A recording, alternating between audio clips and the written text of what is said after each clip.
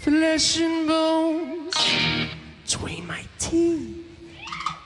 In my house, crunch, crunch. Je sais bien que la viande que nous mangeons vient des animaux. Je demande souvent à mon équipe, ils viennent d'où tous ces poulets? Mais j'imagine qu'il faut bien manger pour survivre. Il faut ce qu'il faut. La violence infligée aux animaux, j'avoue que je n'y connais pas grand-chose.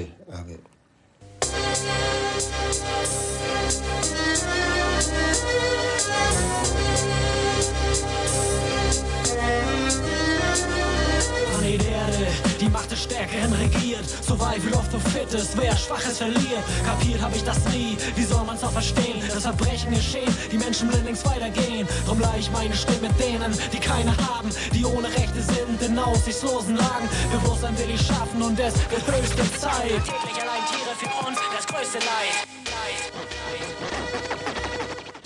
Les animaux existent pour eux-mêmes. Ils n'existent pas pour le bien de l'homme. Ils ne vivent pas pour remplir une fonction. Ils ne vivent que pour eux, et non pas pour nous. Albino est un rappeur de Kiel, dans le nord de l'Allemagne. Ses chansons sont des actes de résistance contre l'exploitation des animaux, contre les abattoirs industriels, contre les transports d'animaux subventionnés par l'Union européenne et contre le rabaissement d'un être vivant au niveau d'un simple morceau de viande. Évidemment, Albino est végétarien. La protection des animaux et la lutte pour les droits des animaux, qu'on peut aussi appeler la libération des animaux, ce sont deux choses totalement différentes. La protection des animaux vise l'amélioration des conditions de vie des animaux. Mais les partisans de cette protection de la vie animale ne s'opposent pas à l'exploitation systématique des animaux, des individus non humains par l'homme. En clair, les militants de la SPA ne trouvent rien à redire au fait de tuer des animaux.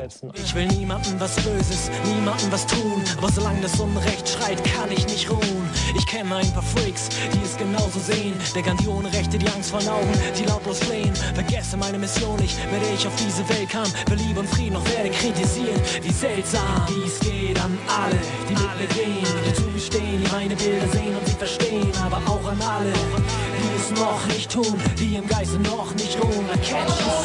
Für alle Lieben, die irgendwelche Antifaltencremes in die Schnauze schmieren und nicht drüber nachdenken, dass dafür Millionen Tiere gequält werden in diese scheiß Kosmetiktests.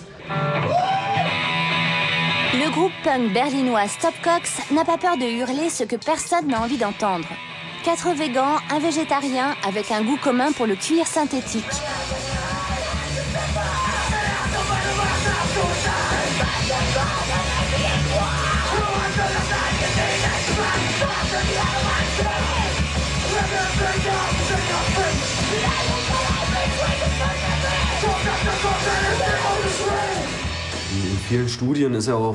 Beaucoup d'études ont démontré que les résultats de la plupart des tests réalisés sur les animaux n'étaient pas transposables sur l'homme.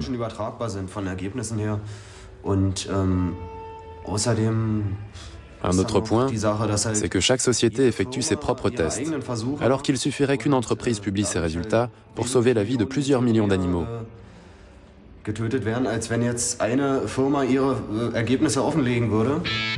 Avec le groupe Room 101, Stopcox vient de sortir l'album Your Fucking Piece of Shit.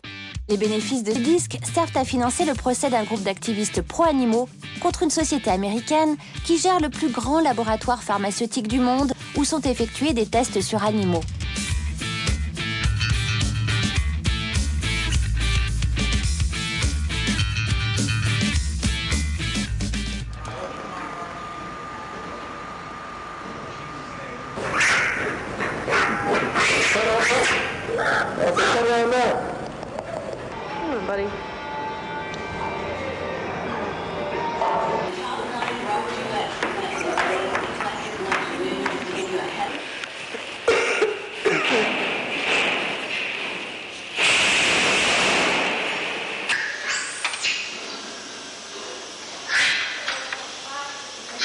Scène de la vie quotidienne, dans une société où tout est soumis à la logique utilitariste. Tout et surtout les êtres sans défense. Et il y a les fourrures de chats. Oui, pour les peaux de chat, on élève des chats et on les tue pour vendre la fourrure. C'est ce genre de truc où tu te dis que c'est pas possible, ça. Et le pire, c'est qu'il y a des gens pour acheter ce genre de saloperie. Là, on voit bien que tout est axé sur la consommation. J'ai envie d'un truc mignon et doux, et je ne veux pas un vrai chat parce qu'il pue et qu'il va chier partout. Alors j'achète une peau de chat. Et si possible, pas trop cher. La campagne anti-fourrure des années 80 aura eu le mérite de faire réagir l'opinion publique. Depuis, beaucoup d'entreprises ont renoncé au commerce des fourrures, beaucoup, mais pas toutes.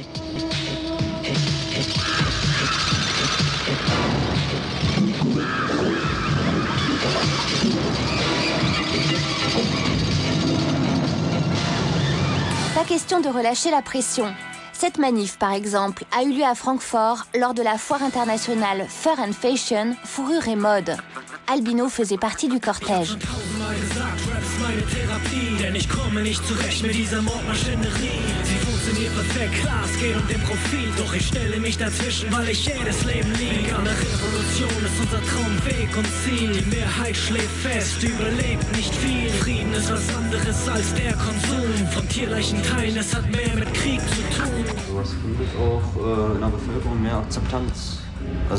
Quand on explique aux gens toutes les atrocités qui sont liées au commerce de la fourrure, c'est beaucoup plus facile à faire passer que d'expliquer qu'il ne faut pas manger de viande. La consommation de viande est très courante. La viande n'est pas un article de luxe, malheureusement. En 2005, l'Allemagne a englouti 57 millions de poulets, 48 millions de cochons, 1 million de moutons et 35 millions de bovins. Et personne ne se demande d'où provient toute cette viande. Même quelques affaires récentes de viande avariée n'ont pas freiné notre appétit pour la barbaque. Nous vivons trop vite. On ne prend même plus le temps de manger. Combien de temps le citoyen lambda consacre-t-il à son repas? Il se réchauffe un truc vite fait au micro-ondes. Ça prend 15 secondes et encore. On se demande ce qu'on va bien pouvoir faire pendant ces 15 secondes. On n'a plus le temps. Oui, et au rayon boucherie-charcuterie, tu peux te nourrir pour beaucoup moins cher que... Oui, et en produits surgelés. Oui, qu'au rayon fruits et légumes. C'est presque pervers, cette situation. Notre pain quotidien, un film de Nicolas Geyer-Alter, est une immersion dans l'univers stérile de l'équarrissage automatisé. Une perversion industrialisée, dûment subventionnée et scrupuleusement respectueuse des normes de l'Union européenne. Quand il est question de gros sous, la compassion n'a pas voix au chapitre. Avec le temps, les chaînes de production de la machine à tuer se perfectionnent de plus en plus. Et le rapport que nous avons avec la viande et avec l'industrie animale évolue lui aussi. On essaie de détourner l'attention du public de la manière dont les choses se passent. D'où viennent tous ces animaux? La viande ne pousse pas sur les arbres.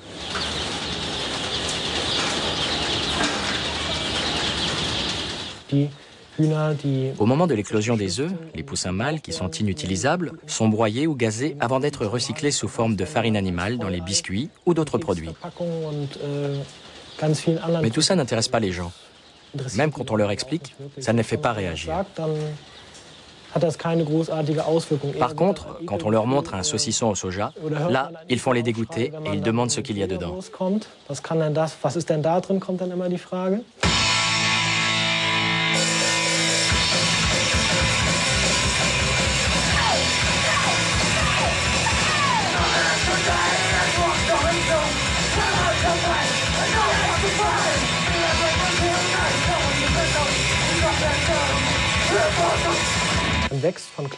Dès notre plus jeune âge, on est habitué à manger de la viande, à boire du lait, et on accepte ça comme quelque chose de tout à fait évident. Et au cours de notre vie, il arrive très rarement qu'on prenne la peine de se demander « Est-ce que ce que je suis en train de faire est bien? Qu'est-ce qui me donne le droit de manger cet animal? Au nom de quoi cet animal a-t-il été transformé en viande, en un objet ?»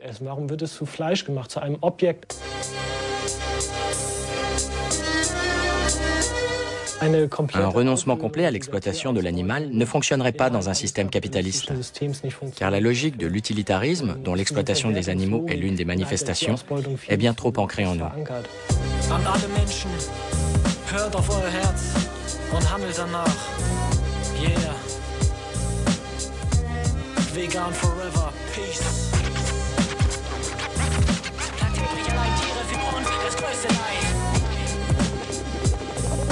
Ohne Rechte, ohne Rechte, ohne Rechte.